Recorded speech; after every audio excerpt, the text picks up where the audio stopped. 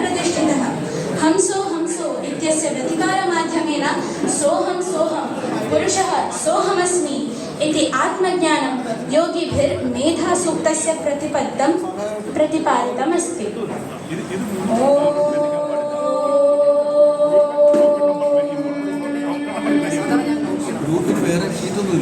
प्रणो देवी सरस्वती वाजेभिर्वाजिनीवती धीनामवित्र्यवतु।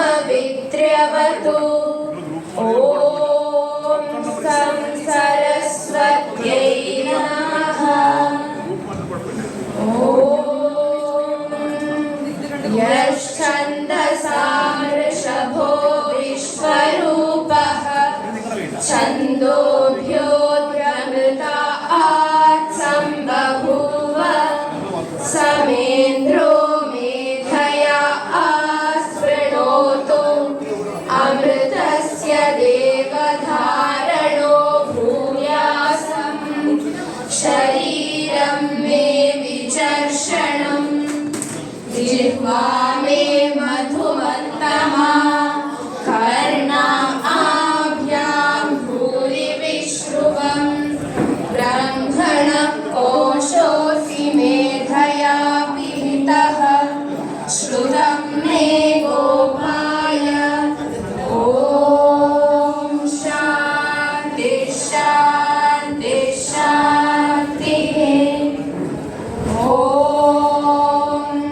मेधादेवी जुषमानाद आगा आदिश्वासिहद्रासुमनस्य माना त्वया जुष्टानुदमाना दुरुक्ता बृहद्वदेव विदधे सुवीरा त्वया जुष्टर्षिर्भवति देवी त्वया ब्रह्मा कलश्रीरुद्रत्वया त्वया जुष्टश्चित्रं विन्दते वसुसानो जुषस्व द्रविणो न मेधे मेधां म इन्द्रो ददातु मेधां देवी सरस्वती मेधां मे अश्विनावुभावा धत्तां पुष्परस्रजा अप्सरासु चया मेधा गन्धर्वेषु च यन्मनः दैवी मेधा सरस्वती सामा मेधा सुरभिर्जुषतागुं स्वाहा आमा मेधा सुरभिर्विश्वरूपा हिरण्यवर्णा जगती जगम्या ऊर्जस्वती पयसा बिन्वमाना सामा मेधा सुप्रतीका जुषन्तां मयि मेधां मयि प्रजां मयि अग्निस्तेजो दधातु मयि मेधां मयि प्रजां मयि इन्द्रियं दधातु मयि मेधां मयि प्रजां मयि सूर्यो भ्राजो दधातु। ॐ सहस्रायै च विद्महे विधिवल्लभायै च धीमहि तन्नो वाणिः प्रचोदयात्। ॐ हंसाय विद्महे परमहंसाय धीमहि तन्नो हंसः प्रचोदयात्। ॐ शान्ति शान्ति शान्ति।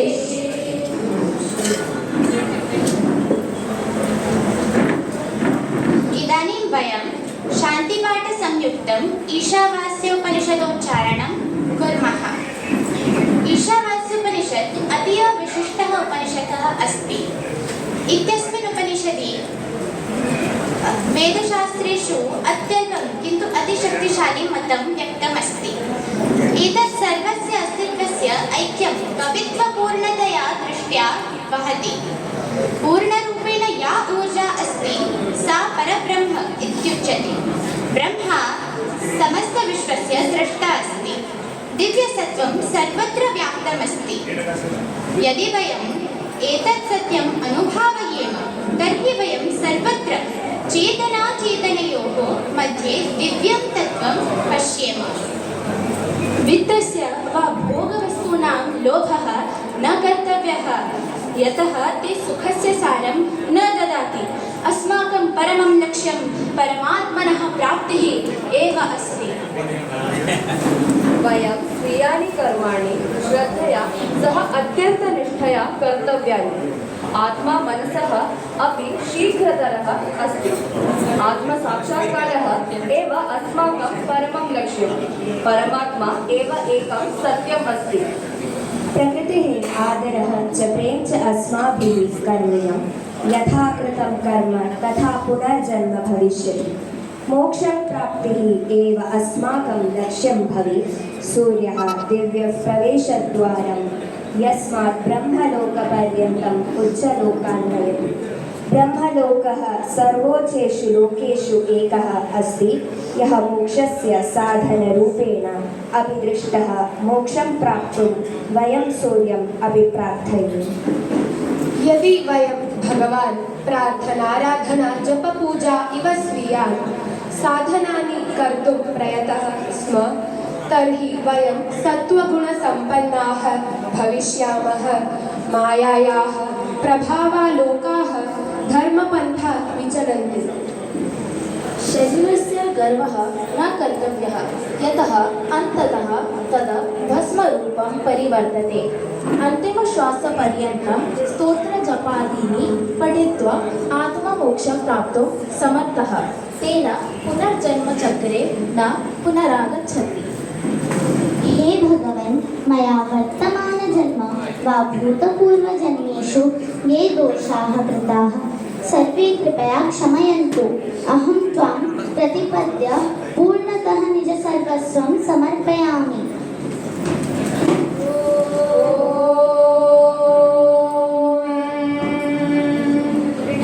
पूर्णमदः पूर्णमिदं पूर्णात् पूर्णमुदच्यते। पूर्णस्य पूर्णमादाय पूर्णमेवावशिष्यते। ॐ शान्ति शान्ति शान्तिः। ॐ ईशावास्यमिदं सर्वं यत्किञ्चित् जगत्यां जगत् तेन त्यक्तेन भुञ्जीथाः। आगृधः कस्य सिद्धनं कुर्वन्नेवेह कर्माणि जिजीविषेच्छतं समाः। एवं त्वयि नान्यथेतोऽस्ति न कर्म लिप्यते नरे। असुर्यानाम ते लोका अन्धेन तमसावृता। तांस्तेत्याभिगच्छन्ति ये ये चात्महनो जनाः। अनेजदेकं मनसो जवीयो देवाप्नुवन् पूर्वमर्षत्। तद्धावतो ज्ञानत्येति तिष्ठत् तस्मिन्नपो मातरिश्वा दधाति।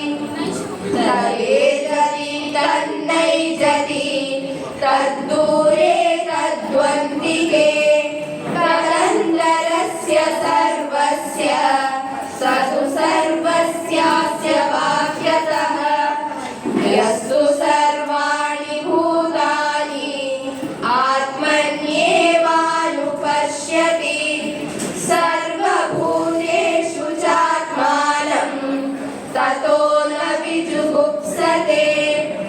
यस्मिन् सर्वाणि भूतानि आत्मैवाभूद्विजानतः। तत्र को मोहः शोकः एकत्वम्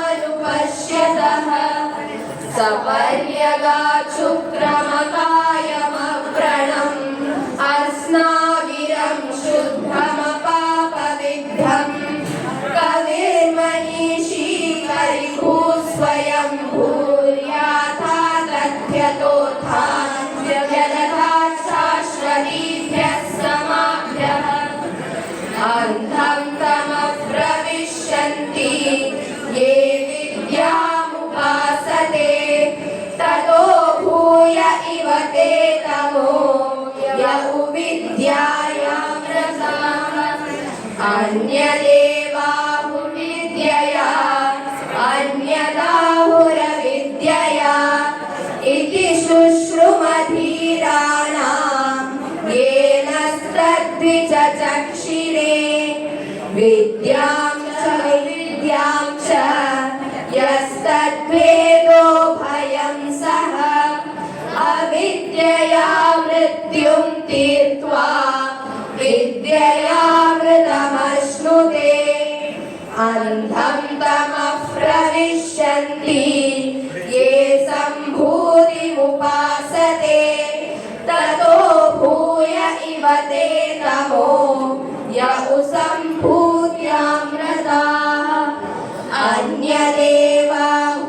अन्यदेवाहुसम्भवात् अन्यदाहुरसम्भवात् इति शुश्रुमधीराणां येन तद्विचक्षिरे सम्भूतिं च विनाशं च यस्तद्वेदो भयं सः विनाशेन मृत्युं तीर्त्वा सम्भूत्यामृतमश्नुते हिरण्मयेन पात्रेण सत्यस्यापि हितं मुखं तत्त्वं पूषन्नपावृणो सत्यधर्माय दृष्टये पूषन्ये कर्षेयमसूर्यप्राजापत्य व्यूहरश्मीन् समूहतेजो ते रूपं कल्याणतमं तत्ते पश्यामि योऽसावसौ पुरुषः सोऽहमस्मि वायुरनिलममृतमथेदं भस्मान्तं शरीरम् ॐ क्रतो स्मर कृतं स्मर क्रतो स्मर कृतं स्मर आग्नेय सुपथाराये अस्मान् विश्वानि देव पयुनानि विद्वान्